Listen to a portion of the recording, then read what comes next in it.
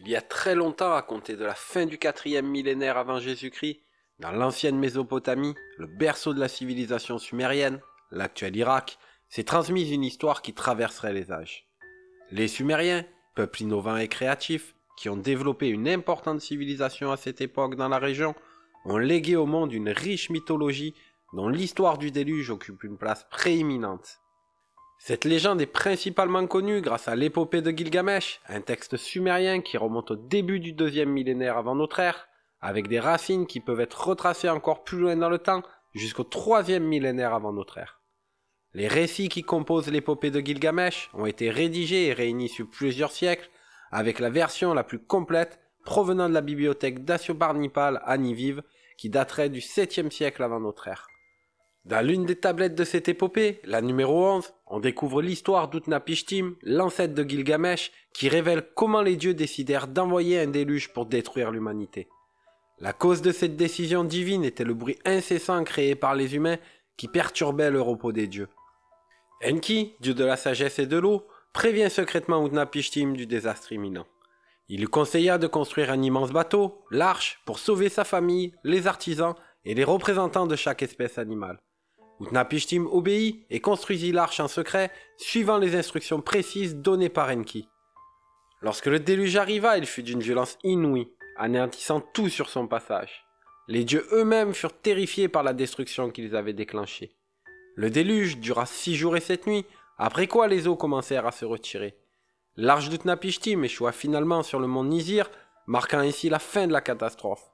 Après la décrue, Utnapishtim libéra plusieurs oiseaux pour trouver de la terre ferme.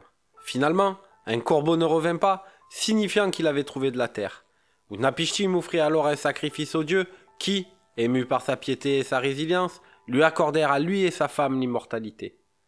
Cette histoire sumérienne du déluge, avec ses thèmes de destruction et de renaissance, de la colère divine et de la miséricorde, partage des similitudes frappantes avec d'autres récits du déluge dans différentes cultures, notamment dans la Bible avec l'histoire de Noé. Ces récits soulignent non seulement l'interconnectivité des civilisations anciennes, mais aussi la place prépondérante de l'eau, à la fois comme source de vie et de destruction dans l'imaginaire humain.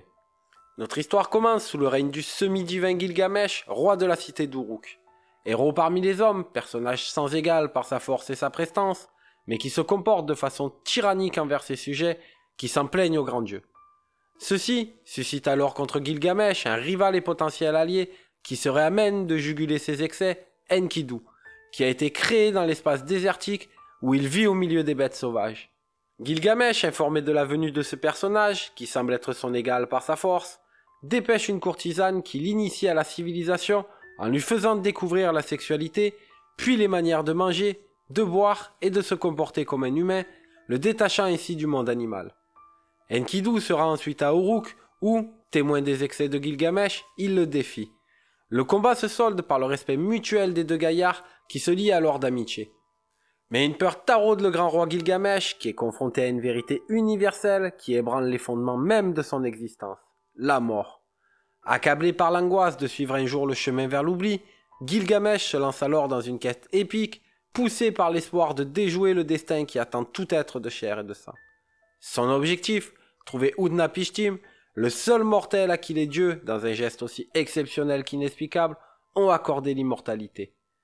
La légende d'Utnapishtim, l'homme qui a survécu au déluge envoyé par les dieux pour purger la terre de l'humanité corrompue, est parvenu jusqu'aux oreilles de Gilgamesh, insufflant dans son cœur le désir ardent de percer le secret de la vie éternelle. Le départ de Gilgamesh et Enkidu de la ville d'Uruk marque le début de son odyssée. Animé par le désir de vaincre la mort, il laisse derrière lui sa cité et ses richesses pour s'aventurer dans l'inconnu. Sa première épreuve le confronte à la montagne des Cèdres, gardée par Humbaba, un terrifiant géant désigné par les dieux pour protéger la forêt sacrée. Malgré la puissance inégalée de Humbaba, Gilgamesh, avec l'aide des vents envoyés par le dieu Shamash, parvient à vaincre le monstre. Poursuivant son voyage, Gilgamesh rencontre ensuite Ishtar, la déesse de l'amour et de la guerre, qui lui propose ses faveurs. Gilgamesh rejette cependant ses avances, conscient des malheurs qu'Ishtar a apportés à ses précédents amants. Furieuse, Ishtar envoie le taureau céleste pour détruire Gilgamesh et sa cité. Gilgamesh et Enkidu, unissant leurs forces, parviennent à vaincre cette menace divine. Mais cet acte attire sur eux la colère des dieux qui décidèrent de punir Enkidu en le condamnant à une mort prématurée. La mort d'Enkidu plonge Gilgamesh dans une profonde détresse, accentuant son obsession de trouver les secrets de l'immortalité pour échapper au même destin. Il se lance alors dans la partie la plus périlleuse de son voyage, cherchant à atteindre les bords du monde pour rencontrer Utnapishtim. Ce périple l'oblige à traverser des régions inhospitalières, à affronter des créatures surnaturelles et à endurer des épreuves qui défient la raison humaine. Gilgamesh voyage alors jusqu'aux montagnes Mashu, les montagnes jumelles qui marquent l'entrée du monde où vivent les dieux et qui séparent le monde des vivants de celui des morts. Gardées par des scorpions géants, ces montagnes représentent une barrière presque infranchissable. Avec son courage et sa persévérance, Gilgamesh parvient à convaincre les gardiens de le laisser passer, lui permettant ainsi d'entrer dans la montagne où il doit traverser un tunnel sombre et terrifiant pour émerger dans un jardin divin où poussent des pierres précieuses à la place des plantes. Dans ce jardin divin, Gilgamesh rencontre Siduri, la tenancière de la taverne des dieux. Siduri, voyant l'état de désespoir et d'épuisement de Gilgamesh, tente de le convaincre d'abandonner sa quête futile pour l'immortalité et de profiter des plaisirs simples de la vie. Cependant, voyant la détermination inébranlable de Gilgamesh, elle lui indique comment trouver Utnapishtim, lui conseillant de traverser les eaux de la mort avec l'aide d'Urshanabi, le batelier. Pour atteindre son but, Gilgamesh doit alors naviguer sur les eaux de la mort, un périple que nul mortel n'a jamais entrepris. Gilgamesh trouve le batelier et ensemble ils préparent leur voyage. Mais dans son impatience, Gilgamesh endommage les pierres magiques qui permettent à Urshanabi de naviguer en sécurité. Ils doivent alors couper des arbres spéciaux pour fabriquer des rames magiques qui leur permettront de naviguer sereinement dans ces eaux dangereuses. Enfin, après avoir traversé l'océan des confins du monde, Gilgamesh atteint le rivage où résident Utnapishtim et sa femme. C'est là, au bout du monde, dans un lieu éloigné des mortels, que Gilgamesh trouve celui qui a défié la mort, porteur des secrets qu'il cherche tant. Sans tarder, Gilgamesh lui raconte son périple et les raisons de sa venue. Utnapishtim, observant le héros épuisé, décide alors de lui révéler l'histoire du déluge et les épreuves qu'il a lui-même surmontées pour gagner son immortalité. Utnapishtim lui raconte qu'autrefois les dieux, particulièrement Enlil, se mirent en colère contre l'humanité, la jugeant trop nombreuse et trop bruyante. Après Anu, Enlil était le plus puissant des dieux mésopotamiens, gardien des tablettes des destins qui contenaient les destins des dieux et de l'humanité. Il était considéré comme une force imparable dont les décisions ne pouvaient être mises en question. Enlil s'efforça donc de remédier à cette situation en envoyant sur Terre épidémies et famines afin de décimer la population. Ses plans furent déjoués par Enki, son frère, le dieu de la sagesse, qui conseilla à Ubartutu, le père d'Utnapishtim, premier et unique souverain de Shurupak, une ancienne cité sumérienne, de présenter des offrandes aux dieux de l'agriculture et de la guérison, ce qui permit de remédier à la situation. Furieux d'avoir échoué, Enlil décida d'envoyer alors sur Terre un terrible déluge, une gigantesque inondation qui engloutirait une fois pour toute l'humanité. Il fit jurer aux dieux de le soutenir dans son action et il leur interdit toute communication verbale avec les humains. Mais il fut encore une fois trahi par Enki, qui pour ne pas briser son serment de ne parler à aucun homme du déluge, décide de s'adresser non pas directement à Utnapishtim, mais à la cloison de roseaux derrière laquelle il sait le trouver. Enki lui ordonne alors de renoncer à ses richesses et de démolir sa maison afin d'en faire un bateau. Enki lui donne aussi des instructions précises pour construire cette arche gigantesque et le charge de transporter sa famille et ses proches, ainsi que les artisans et techniciens de sa cité, mais aussi des céréales et des animaux domestiques et sauvages de toute espèce. Obéissant aux instructions d'Enki, Utnapishtim construit alors l'arche en secret. Cette arche couvre une superficie impressionnante de 3600 mètres carrés. Sa forme, délibérément cubique, avec chaque côté mesurant 60 mètres de hauteur, est conçue pour maximiser la flottabilité et assurer que l'arche soit insubmersible.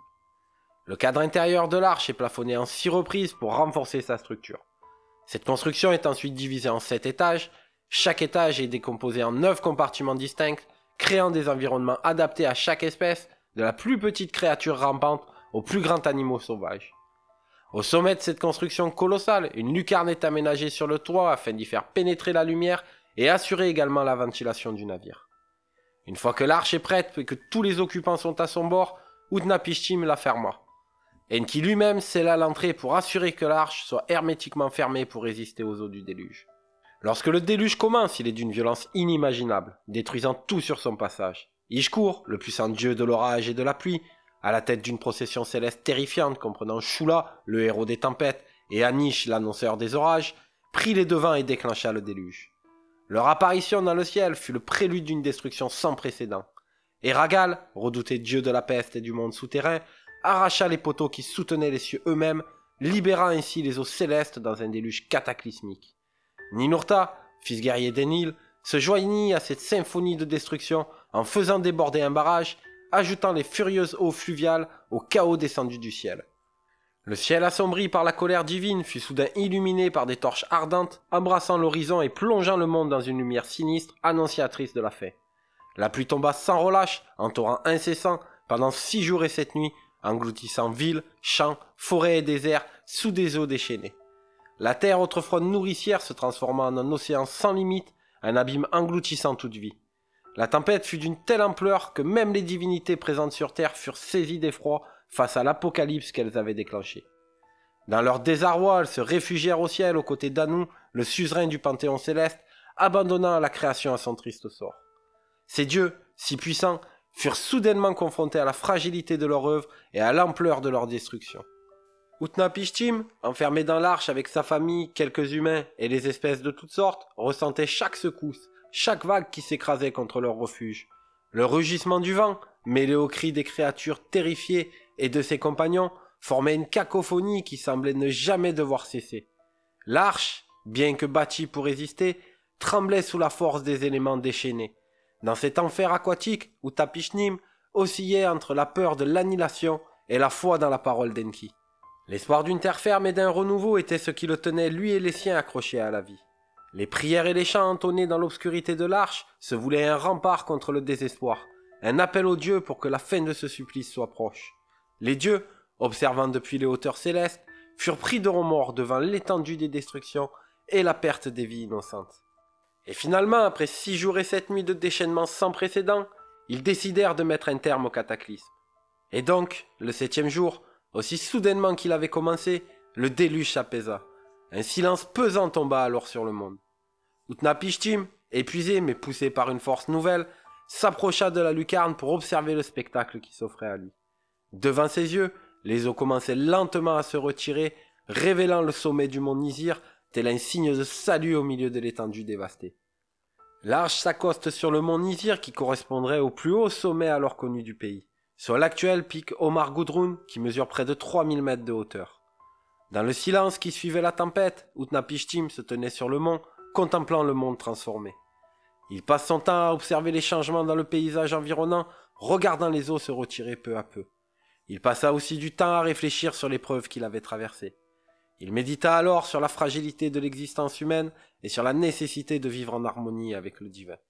Reconnaissant envers les dieux pour avoir survécu au déluge, il construisit un autel et il organisa un rituel offrant sacrifices et prières aux dieux, dans une humble demande de pardon et de bénédiction pour le futur. Au bout de 7 jours, Utnapishtim libéra successivement 3 oiseaux pour déterminer si les eaux s'étaient suffisamment retirées. Il lâcha d'abord une colombe qui revient vers l'arche, n'ayant trouvé nulle part où se poser. Ensuite, il envoya un moineau qui revient également pour les mêmes raisons. Finalement, il libéra un corbeau qui ne revient pas, signifiant que les eaux s'étaient suffisamment retirées et que la terre était à nouveau habitable. Alors avec prudence, il ouvrit l'arche, laissant les premiers rayons de soleil pénétrer l'obscurité.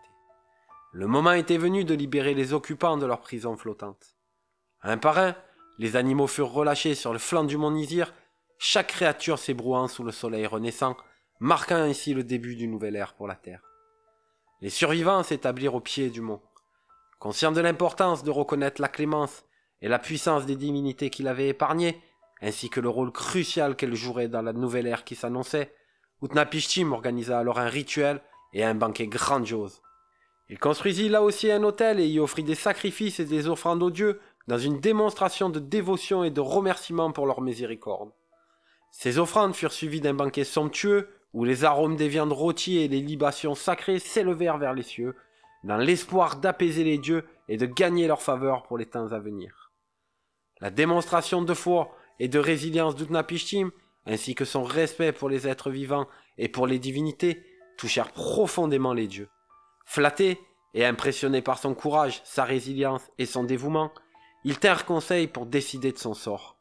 Lors de ce concile céleste, Enki expliqua à Enlil qu'il était allé trop loin, et il lui rappela que les dieux dépendent des hommes pour leur existence. Il conseilla à Enlil de limiter son courroux et de ne punir que les hommes qui le méritent, puis il s'engagea à prendre des mesures afin de maintenir à un certain niveau la population terrestre. Enlil, reconnaissant l'erreur d'anéantir l'humanité, ressentit un profond regret. Les paroles de son frère et la vision de la terre dévastée, autrefois vibrante de vie et maintenant si silencieuse, l'amena à reconnaître l'erreur fatale d'avoir décidé d'anéantir l'humanité dans sa quasi-intégralité. C'est dans ce contexte de réflexion et de repentance qu'Enlil posa ses yeux sur Utnapishtim et sa femme. Ces humbles mortels avaient fait face à l'apocalypse avec un courage et une foi inébranlables. Reconnaissant l'ampleur de leur contribution et souhaitant réparer l'injustice d'un châtiment si impitoyable, Enlil prit une décision inattendue. Il octroya à Utnapishtim et à sa femme un don exceptionnel, inouï dans les annales humaines et divines, l'immortalité. Ainsi Utnapishtim et sa femme furent élevés au rang d'immortels, une distinction qui les plaçait au-delà des affres de la vie et de la mort. Leur existence d'immortels leur conférait une perspective unique sur le passage du temps, sur les cycles de destruction et de création qui façonnent le monde. En eux résidait désormais la sagesse des âges, un lien vivant entre le passé et le futur, entre les dieux et l'humanité. Condamnés à vivre éternellement, ils devinrent les témoins de l'évolution du monde, les gardiens de la mémoire des temps anciens et du monde avant le déluge. Après avoir narré l'épopée du déluge à Gilgamesh, Utnapishtim, désireux de transmettre une sagesse essentielle au roi d'Uruk, orchestre une épreuve qui se révèle être bien plus qu'un simple défi physique ou mental. Conscient de l'obsession de Gilgamesh pour l'immortalité et de sa quête désespérée pour échapper aux griffes de la mort, Utnapishtim propose à Gilgamesh un test qui semble à première vue facile à relever, rester éveillé pendant 6 jours et 7 nuits. L'objectif d'Utnapishtim à travers cette épreuve est de mettre en lumière une vérité fondamentale sur la nature humaine. Sa fragilité et sa soumission aux lois universelles de la vie, dont la mort est une composante inévitable. En défiant Gilgamesh de défier son propre corps et ses besoins biologiques, Utnapishtim touche au cœur même de la condition humaine, où peu importe la force, la destruction ou la bravoure, certaines limites ne peuvent être franchies, et la quête de l'immortalité est vaine face au rythme naturel de l'existence. Et Gilgamesh, malgré sa force surhumaine, sa volonté de faire et son désir ardent d'outrepasser la mort, succombe au sommeil, fléchissant devant cette exigence apparemment si simple. L'épreuve révèle à Gilgamesh que l'immortalité n'est pas une quête à poursuivre à travers des exploits héroïques ou des défis contre la nature, mais plutôt un état à atteindre en reconnaissant et en embrassant la réalité de la mortalité. C'est une invitation à chercher l'immortalité non pas dans la négation de la mort, mais dans l'impact durable de nos actions, dans la mémoire et l'héritage que nous laissons derrière nous. Face à l'échec manifeste de Gilgamesh, Utnapishtim, loin de se montrer impitoyable ou moqueur, choisit d'offrir au roi d'Uruk un dernier souffle d'espoir. Cet espoir prend la forme d'un secret bien gardé, l'existence d'une plante aquatique extraordinaire, dissimulée dans les profondeurs de la mer, dotée du pouvoir de restaurer la jeunesse à celui qui la consomme. Cette révélation révèle en Gilgamesh un nouvel espoir, une dernière chance de saisir un fragment d'éternité, malgré les leçons précédemment apprises sur l'acceptation de sa propre mortalité. Gilgamesh entreprend alors la quête de cette plante miraculeuse. Il plonge dans les abysses, faisant face à l'inconnu et aux dangers que recèlent les eaux profondes. Sa quête est couronnée de succès, il parvient à saisir la plante tant convoitée. Cependant, le triomphe de Gilgamesh est de courte durée. Avant même d'avoir l'occasion de tester les vertus de la plante sur lui-même, une négligence inattendue lui coûte cher. Pendant une halte sur le chemin du retour, alors qu'il s'accorde un moment de repos et de purification dans un lac, un serpent, attiré par l'aura de la plante, s'en empare furtivement. En consommant la plante, le serpent mue, laissant derrière lui sa vieille peau. Pour Gilgamesh, c'est une perte dévastatrice, mais aussi une leçon profonde. L'immortalité, dans sa forme la plus littérale, reste insaisissable pour les êtres humains. Le serpent, en dérobant la plante et en se renouvelant, incarne le cycle naturel de la vie, de la mort et de la renaissance, un cycle auquel tous les êtres vivants sont soumis, y compris Gilgamesh. Ainsi, l'histoire d'Utnapishtim et la quête de Gilgamesh se termine avec le retour du roi à Uruk, avec une compréhension plus profonde de la valeur de la vie. L'expérience le conduit finalement à accepter sa mortalité, et il décide alors de régner un roi sage et juste, reconnaissant que son véritable héritage réside dans les actions qu'il entreprend, dans la sagesse qu'il partage, et dans l'impact durable de son règne sur son peuple et sa cité d'Uruk. Chers abonnés et téléspectateurs, nous arrivons maintenant à la fin de la vidéo, et je vous remercie de l'avoir visionnée, j'espère qu'elle vous a plu. Si c'est le cas, n'hésitez pas à la liker et à la partager, n'hésitez pas aussi à vous abonner à la chaîne si ce n'est pas déjà fait. Je vous dis à très bientôt pour de nouvelles histoires, bye bye.